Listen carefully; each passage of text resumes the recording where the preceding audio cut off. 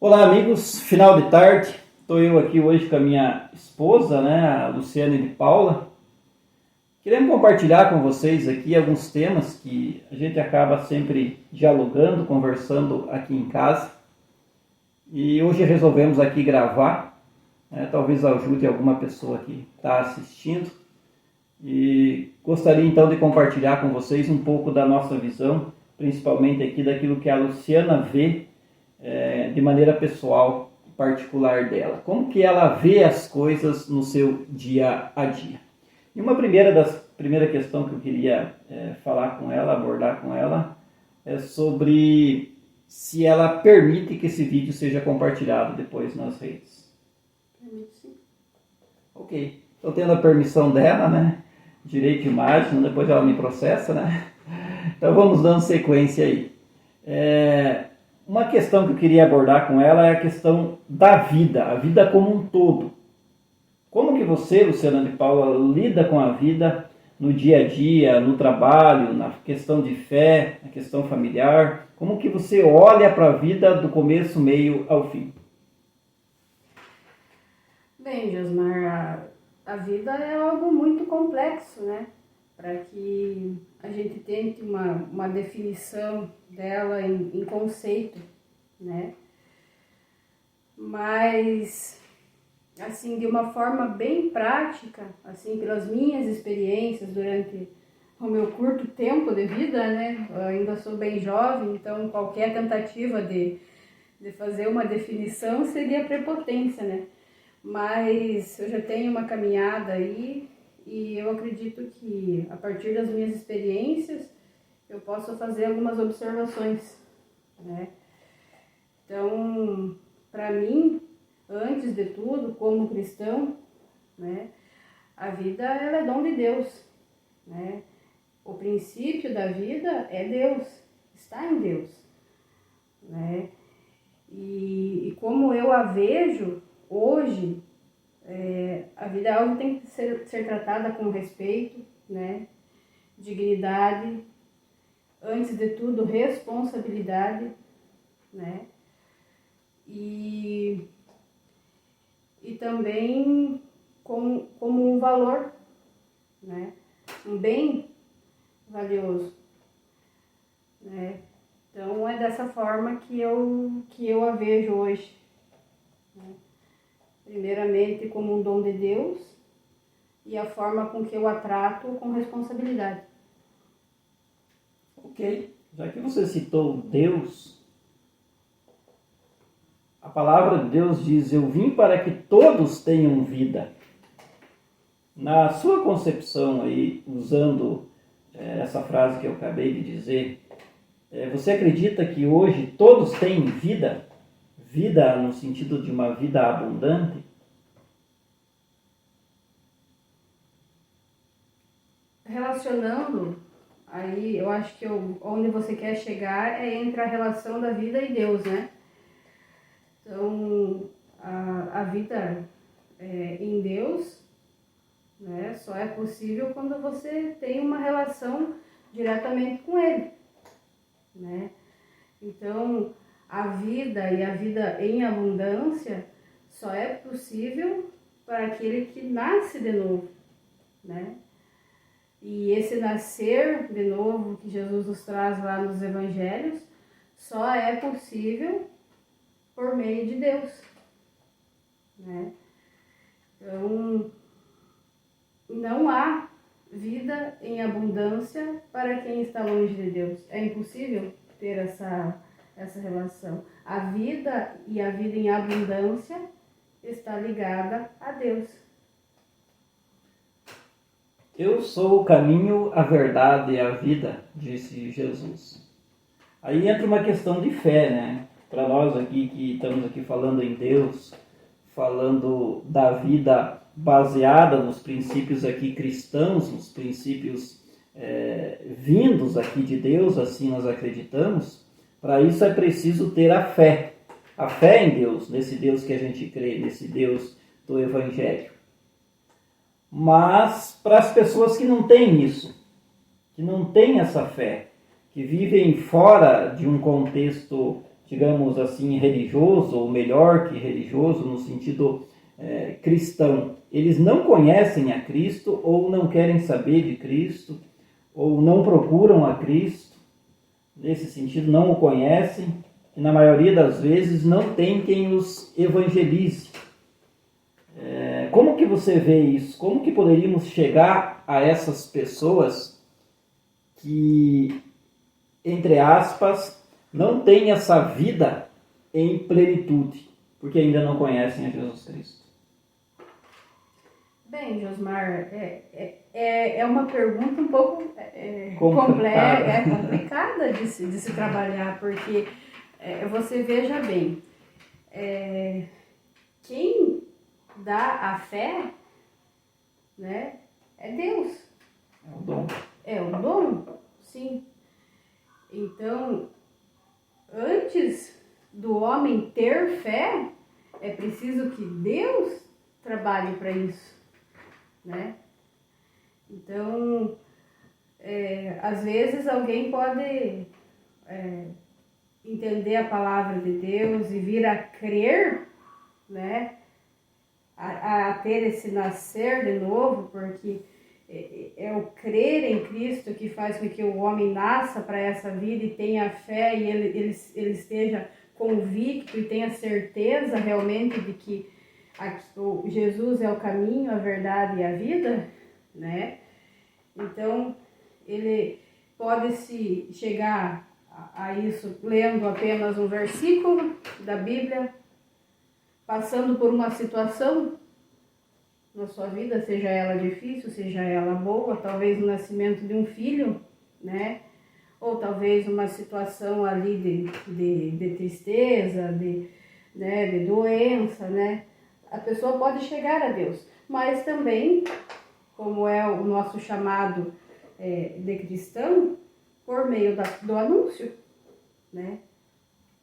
Porque o primeiro convite que nós recebemos de Jesus a partir do momento que a gente nasce de novo e se diz cristão e seguidor de Jesus Cristo é o anúncio do Evangelho, né? Então é por meio de nós, do nosso anúncio, que as pessoas conhecem a Deus, né?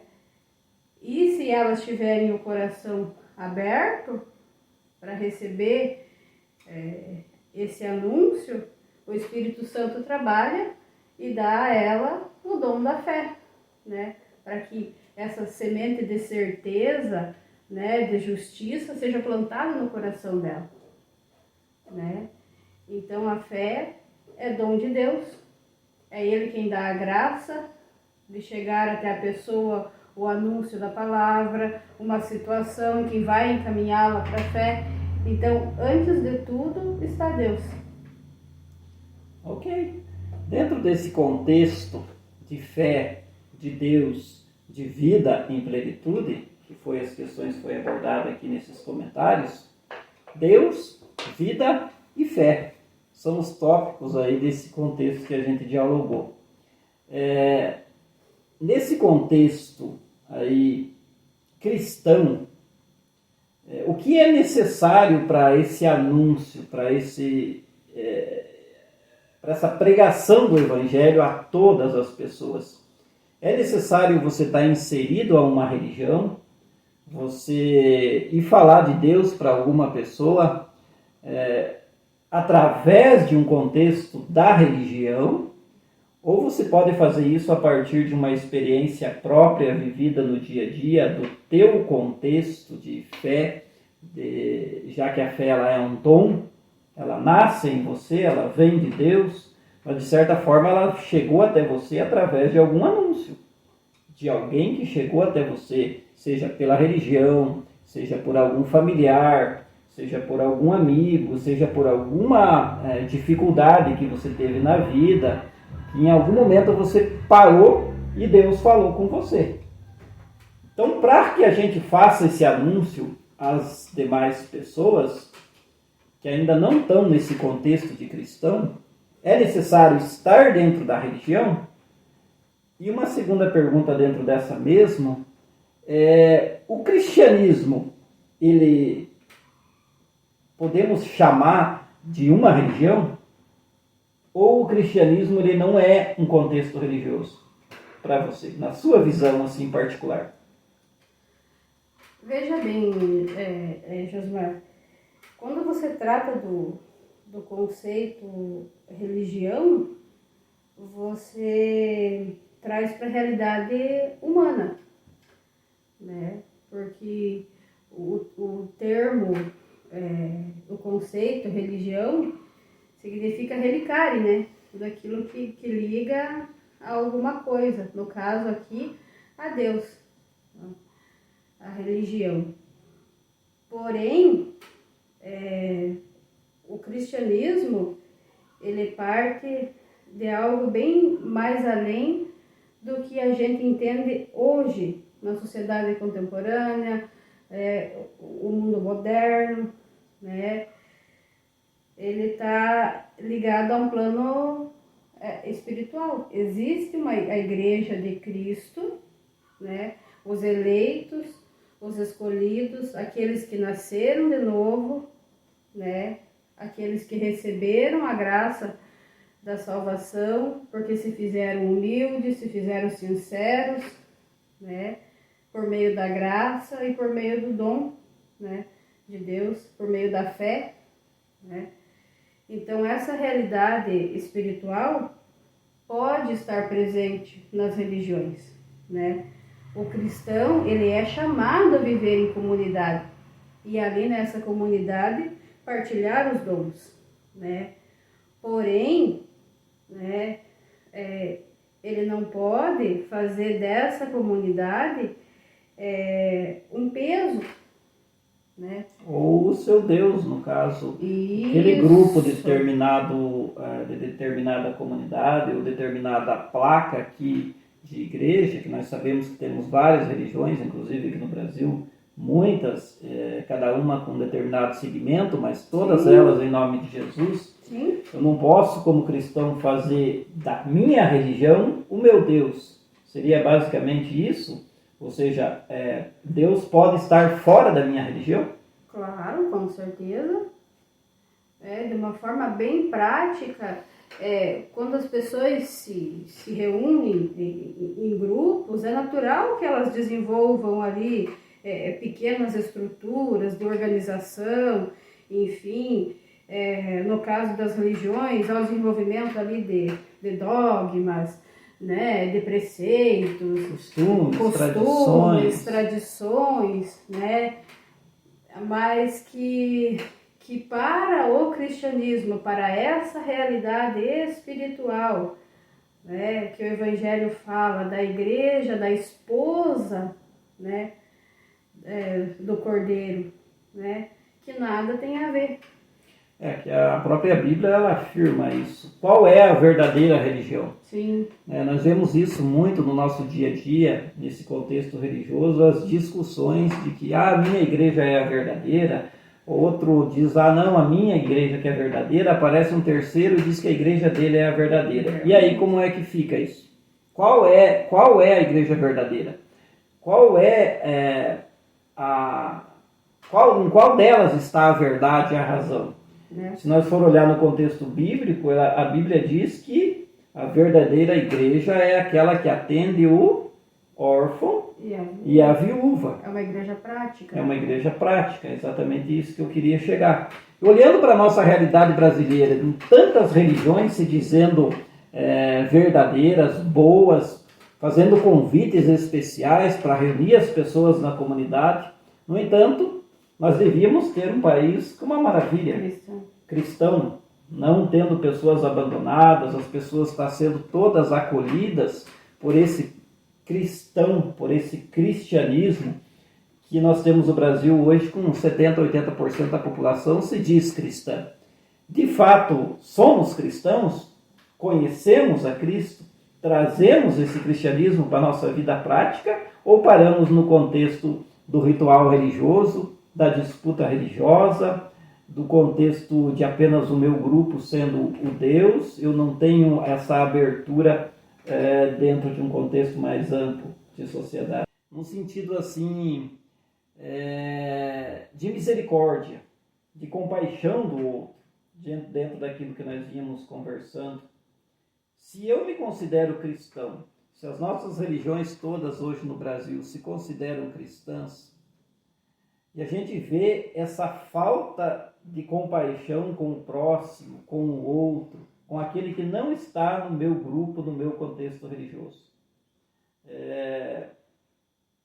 Se de fato eu tenho esse Deus, eu vivo em Deus, eu creio nele, nós não deveríamos ter mais compaixão, mais misericórdia pelos irmãos, seja ele quem for?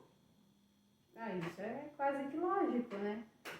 Se na prática realmente o Evangelho fosse a base para tanta denominação, né, que a gente vê por aí, de fato a compaixão e a misericórdia seriam as obras, né, desse povo, né, que está ali reunido em nome da fé, em nome de Jesus, em nome do cristianismo, né? Não quero aqui de forma nenhuma vir a agredir as denominações, mas seria importante a gente estar fazendo alguns levantamentos desses aspectos, né? Porque a gente vê exageros aí dentro das denominações em nome de Jesus, né? Pega-se o Antigo Testamento e bate-se na cabeça das pessoas ali, como se fosse a base para a nossa realidade hoje, né? Eles querem voltar a viver a lei do talião, por exemplo, olho por olho, dente por dente, né? Outra coisa que algumas denominações pregam por aí é a questão do negócio com Deus, né? Quanto mais você der, mais agraciado você estará, sendo que a graça de Deus não é uma barganha de um bem material por uma graça material, né? Deus não trabalha assim. A graça de Deus é a salvação, né? A maior graça que o homem pode receber é a misericórdia, é a conversão de coração, é a mudança de vida, né? E não bens materiais que aqui vão ficar, vão se perder, a terra vai engolir, não é? Ela não é por um mérito teu, ela não é por uma obra que você fez que você vai ganhar a salvação, como você citou ali o Antigo Testamento, né?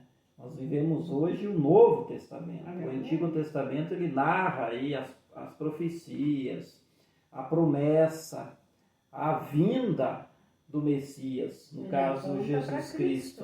O Antigo Testamento todo ele aponta para a vinda de Jesus Cristo. O Antigo Testamento ele se baseava basicamente na lei, ou seja, na lei de Moisés, que você até citou a questão do talião ali, do olho por olho, do dente por dente, do matou tem que morrer, essas coisas assim. Mas nós hoje já vivemos esse Novo Testamento, porque Jesus Cristo já veio. Esse Jesus que eles anunciavam aí no Antigo Testamento, ele já veio, já viveu entre nós, já trouxe o reino de Deus entre nós. E qual foi a forma com que Jesus trabalhou essas questões aí que ele se deparou e que até hoje nós, que se dizemos cristãos, mas de fato, na prática, ainda não vivemos como cristãos, porque vivemos basicamente o que o Antigo Testamento vivia, com rivalidades de grupo, com tratamento com indiferença com aquele que professa uma outra religião, até mesmo outro partido político. Nos nossos dias nós vemos hoje a questão política muito infiltrada dentro das questões religiosas, e isso num acirramento cada vez maior de a briga entre grupos religiosos, ainda mais voltando para essa questão política. É como se botasse gasolina no fogo, né? A religião na política, a meu ver, seria mais ou menos isso. O fogo já está aceso, você joga gasolina quando a religião entra na política. E é praticamente isso que nós temos visto no Brasil. Isso acontecendo, ele quebra muito essa questão prática do olhar de misericórdia para o outro, do cuidar do outro, da compaixão do outro, do tratamento com o outro de uma forma respeitosa, acolhedora, amorosa, como Cristo fez, sem distinção de pessoas. Então nós vemos hoje no nosso dia a dia, no nosso mundo, que chamamos aqui, entre aspas, de cristão, mas que se a gente for orar bem para essa plenitude, para esse Evangelho de Jesus Cristo, nós não estamos vivendo como cristãos. Estamos ainda no Antigo Testamento. Você vê assim também ou você consegue ver de uma outra maneira? Quando Jesus é questionado acerca do casamento, ele responde de uma forma bem interessante, né? Que Moisés permitia o segundo casamento, né? Que era uma prática de interesse na época, né? Por causa da dureza de coração deles, né? Sim. Então, a relação que ele faz ali a respeito do Antigo Testamento, né, está diretamente ligada às práticas do homem. Que por mais que Deus estivesse intervindo, né, naquele povo por meio dos profetas, não é? Então, o povo ignorava o anúncio do profeta e seguia nas suas práticas. Aí vinha toda a consequência do pecado de desobedecer a Deus, porque olho por olho, dente por dente, não é? Então, como que Deus iria, né, acabar com esse ritmo ali de destruição da humanidade, né? Porque para nós alcançar a salvação por mérito é impossível, não é? Então, ele envia o seu Filho Jesus para que fosse possível para o homem alcançar a salvação. Sim, então dentro desse contexto, na sua maneira de ver, conforme a gente vem dialogando, eu não preciso fazer para conseguir a graça de Deus. Não preciso dar algo em troca para que Deus me abençoe. É totalmente gratuito e partindo de Deus a busca da minha pessoa. Eu não preciso agradar a Deus, mas é Deus quem me agrada, é Deus que se revela a mim. E aí, a partir do momento que eu conheço Ele, eu começo a servi-lo. É nesse sentido? Ou você acredita que a gente precisa fazer algo para merecer alguma coisa de Deus? É uma questão de merecimento ou da graça? É impossível para nós agradar a Deus, né, Josmar? Embora você tenha passado pela conversão, pela graça da mudança de vida, você não vai deixar de ter o pecado intrínseco na tua carne, ele sempre vai estar guerreando dentro de você. Não é isso que a gente vê nas cartas lá de São Paulo? Né? Essa luta interna, diária, que a gente enfrenta, né? O espírito contra a carne, né? O que o Espírito Santo faz por meio da revelação do Evangelho é revelar nossa condição de pecador, né? Então, você tem a consciência do pecado, né? Você sabe que aquilo que você está fazendo é errado, né? Mas você chegar a tentar entender até onde vai a graça de Deus e o teu mérito é desnivelar a situação, porque a gente não tem mérito nenhum. A graça de Deus é infinita, não é? Então, não adianta tentar fazer, rezar milhares de terços, né? Até isso é uma boa prática para quem tem a prática aí da oração do terço, né? É um desenvolvimento pessoal, espiritual muito bom, mas não quer dizer que a oração do terço é um mérito para chegar... Quer dizer que para mim entrar no céu não é pela quantidade de terços que eu rezo, é isso que quer dizer. Se eu rezar um terço bem rezado, de repente, por aquele terço, eu conheço a Deus, recebo a graça e entro no céu pelos méritos de Deus através de um terço só. Ou, de repente, eu preciso rezar 10, 50, né, e quantos for necessário, até que eu conheça Deus. Porque entender Deus, como nós já percebemos, Deus é infinito, nós somos limitados. Então, nós não vamos entender os caminhos de Deus. À medida que Ele se revelando para nós, nós vamos conhecendo dentro dos nossos limites. Então, por isso não é pelo fazer, mas é pela graça de Deus. De acordo com o que Deus vai se revelando para nós, nós então, o conhecendo, começamos a servi-lo. Mas não é o serviço que dá a salvação. É a graça que vem de Deus para nós. É nesse sentido que você fala. Sim. Ok.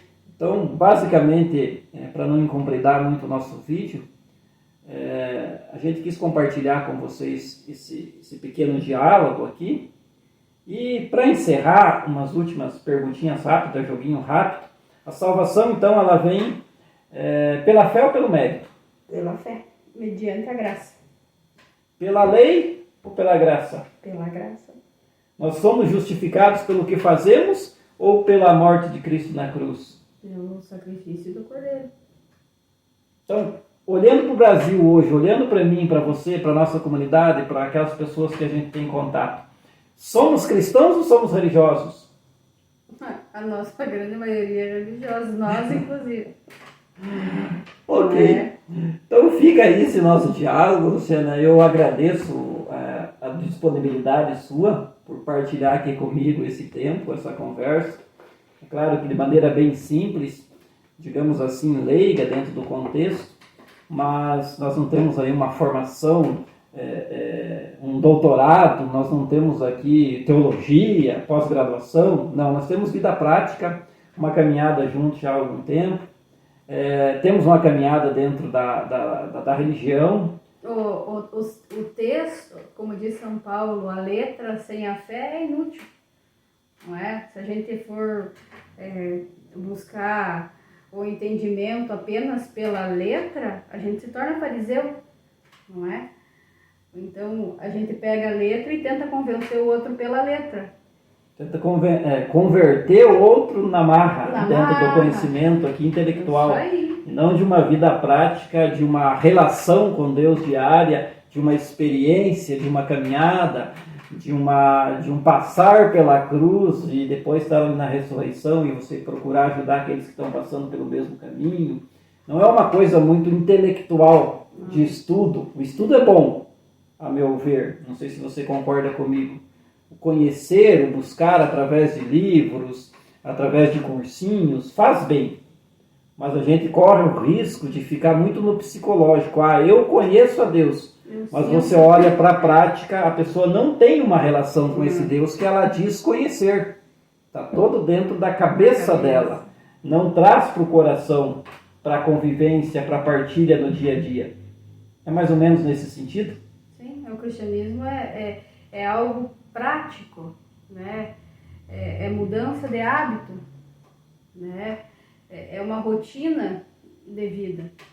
Tanto que Jesus fala a Nicodemos, que era o primeiro teólogo lá bíblico, que foi ter com Jesus à noite, né, às escondidas, porque tinha vergonha, né, que Jesus era considerado um ninguém aí, né, um desigrejado como os outros, alguém abandonado aí para fora, ninguém dava muito valor para ele. As pessoas que se diziam entendidas de lei, de teologia, e aí Nicodemos foi ter com Jesus à noite, né, e perguntou para Jesus o que era necessário para que ele entrasse no reino de Deus. Jesus diz o que para ele? É necessário que você nasça de novo. Ou seja, joga toda a sua, desculpa a palavra, parafernália, essas paranoias, essas doideiras, que muitas vezes se adentram na cabeça das pessoas que buscam muitas filosofias, muitas linhas de coisas que acabam se perdendo no caminho. Esquecem da vida prática. Mais ou menos isso que Jesus quis dizer para Nicodemos, ao dizer nasça de novo, ou seja, você precisa conhecer o básico. E o que é o básico? A prática. a relação com Deus, esse diálogo, essa conversa, esse colo de Deus, que muitas vezes o conhecimento acaba não permitindo, porque a pessoa começa a se tornar arrogante, ela começa a achar que ela conhece tudo, porque ela é concursada e pós-graduada, e aí a vida prática acaba ficando de lado. Não acontece isso às vezes? Sim, além disso, a gente vê por aí as pessoas dizendo, eu sinto a presença de Deus. Eu vou lá porque eu me sinto bem, eu sinto paz, tá? Mas o cristianismo e a vida cristã está para muito além de um sentimento que é produto da nossa mente, né? A gente olha para uma determinada coisa, os nossos sentidos, a gente é criado para isso, para reagir àquilo de lá, não é? A gente olha uma criança sorrindo, aquilo mexe com os nossos sentidos, com os nossos sentimentos e nos deixa alegre também. Se a gente olha uma situação triste, a gente mexe com os nossos sentidos, não é? E a gente manifesta aquilo por meio dos sentimentos. O cristianismo, o cristão que recebeu o Espírito Santo e que tem uma vida prática cristã está para além do sentir.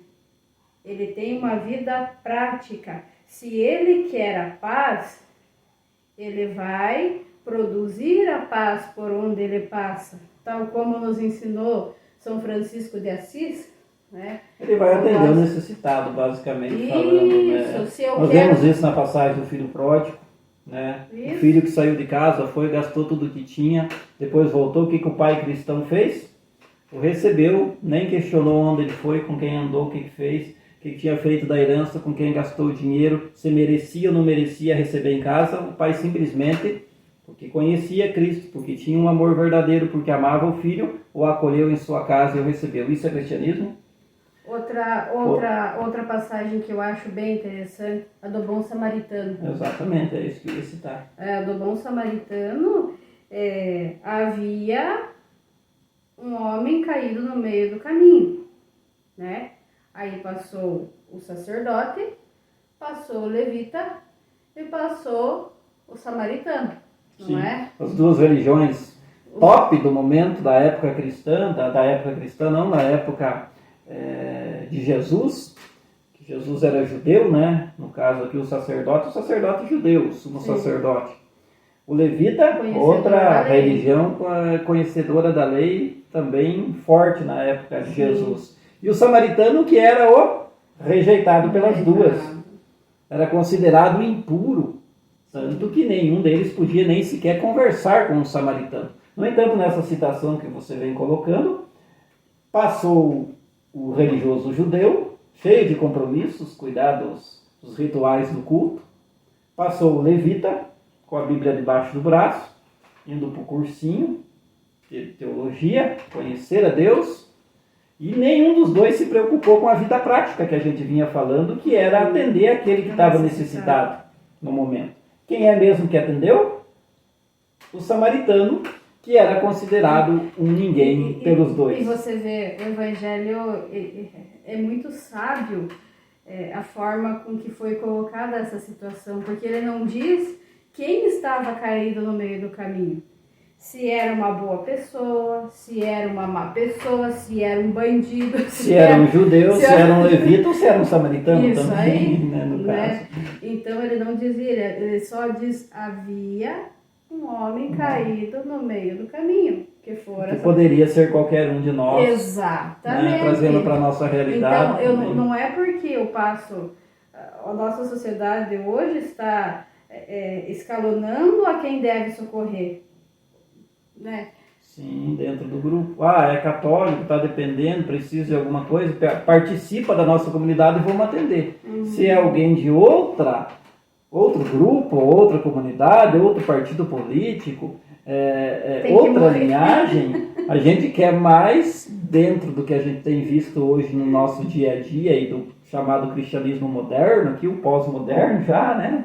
Dentro de todos esses cursinhos, nós não vemos acontecer esse cuidado com a pessoa necessitada. A gente, a primeira coisa que quer saber é por que ele está assim, o que ele fez, onde ele participa, e não se preocupa em socorrê-lo. Basicamente isso, né?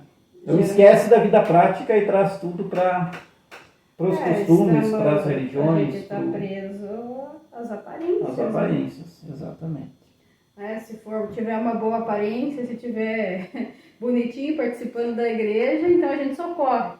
Se não é bandido, drogadinho, a gente deixa lá. Vai pro inferno, a gente manda pro inferno, né? Não pertence ao nosso grupo, tá errado, não concordo com ele, ou não gosto dele, né? E a gente automaticamente acaba discriminando a pessoa, e mais que isso, o que é muito grave, fazendo um pré-julgamento, e inclusive mandando a pessoa muitas vezes ao inferno, além de não o socorrê-lo.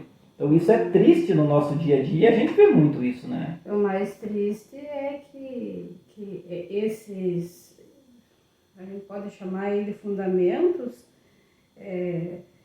adentraram as religiões e tomaram, de certa forma, como ideologia o Estado. Né? O Estado está se valendo dessas ideologias, é uma coisa que eu ainda não consegui compreender de onde que partiu, né? Se o Estado está se usando, né? Ou se a religião que desenvolveu isso daí e virou uma coqueluche, virou modinha e a galera catou né? Essa é uma questão que vamos deixar para uma outra conversa, para nós não alongar muito o vídeo. Eu acredito que você esteja falando aqui de uma questão religião na política ou política na religião. Nós poderemos deixar para um outro momento. Eu queria então, Luciana, te agradecer por esse tempo, por essa disponibilidade. Espero que a gente volte a conversar aqui diante da câmera do celular sobre esses assuntos. Fico agradecido pela tua disponibilidade. E se alguém aí que acompanhou até agora, que porventura venha ver esse vídeo, que gostou de alguma coisa, quiser acompanhar aí a nossa página, o nosso canal, se inscreve aí, curte a nossa página, segue o nosso canal aí, e a gente vai estar cada passo postando vídeos aí, falando de temas como esse, relacionados à religião, à espiritualidade, à vida prática do dia a dia, e também questões políticas. Ok? Muito obrigado e até a próxima.